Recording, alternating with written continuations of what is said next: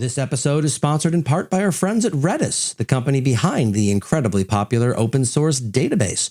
If you're tired of managing open source Redis on your own, or if you're looking to go beyond just caching and unlocking your data's full potential, these folks have you covered. Redis Enterprise is the go-to managed Redis service that allows you to reimagine how your geo-distributed applications process, deliver, and store data.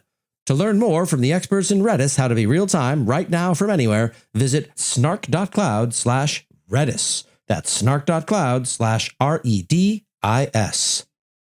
InfluxDB is the smart data platform for time series. It's built from the ground up to handle the massive volumes and countless sources of timestamp data produced by sensors, applications, and systems. You probably think of these as logs. InfluxDB is programmable and performant, has a common API across the platform, and handles high granularity data at scale and with high availability. Use InfluxDB to build real-time applications for analytics, IoT, and cloud-native services, all in less time and with less code. So go ahead, turn your apps up to 11 and start your journey to awesome for free at influxdata.com/screaminginthecloud. That's influxdata.com/screaminginthecloud.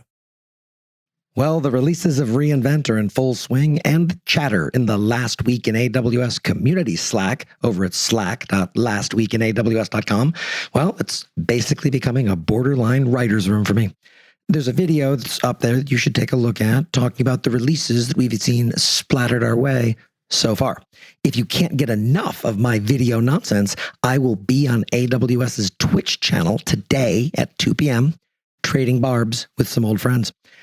I'm also really looking forward to seeing what Adam Selipsky's keynote mentions this morning. You can expect my video rebuttal to whatever it is to come out later this afternoon or evening, dismantling it.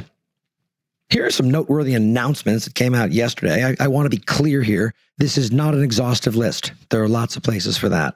These are the ones I find interesting and important. Amazon ECS Service Connect. This keeps building Service Mesh from being your next 6 CV bullet points. It simply provides one and keeps the wilds of Kubernetes out of your hair. I like that very much.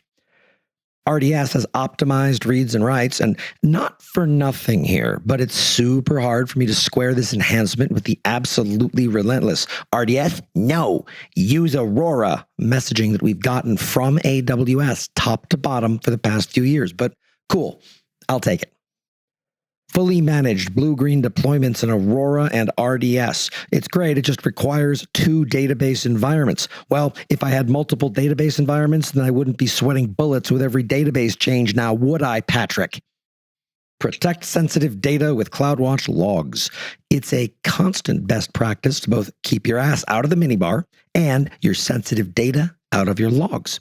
At 12 cents per gig scan, though, this is A, clearly a machine learning powered service, and B, not for casual users, but rather large enterprises focused on mitigating potential risk factors.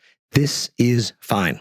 But just, remember that just like the, and I'm not kidding here, $14 bottle of water in the minibar in the hotel room, not every AWS service is necessarily priced for you. This episode is brought to us in part by our friends at Pinecone. They believe that all anyone really wants is to be understood, and that includes your users. AI models combined with the Pinecone vector database let your applications understand and act on what your users want without making them spell it out.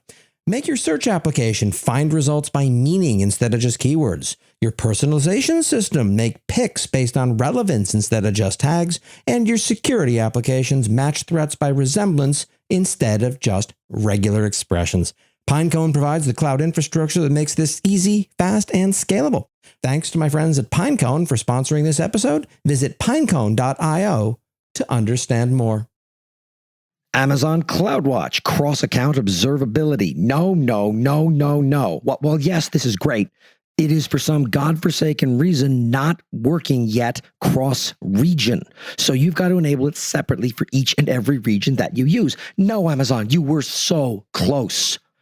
Also, don't forget to come drink on my dime at Atomic Liquor tomorrow night at 8:15 p.m. You get yourself there. I'll handle the drinks. This is probably my favorite part of Quinnvent, specifically because it's the one time that I get to get the heck away from the Las Vegas Strip for a few hours.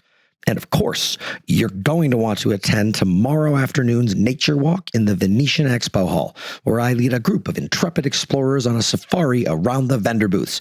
We depart at 1 p.m. sharp from the Fortinet booth, and I'm looking forward to seeing some of you there.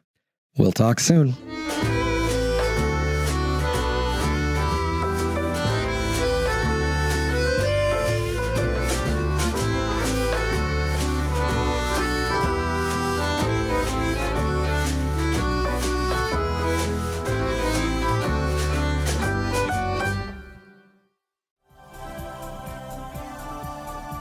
This has been a Humble Pod production. Stay humble.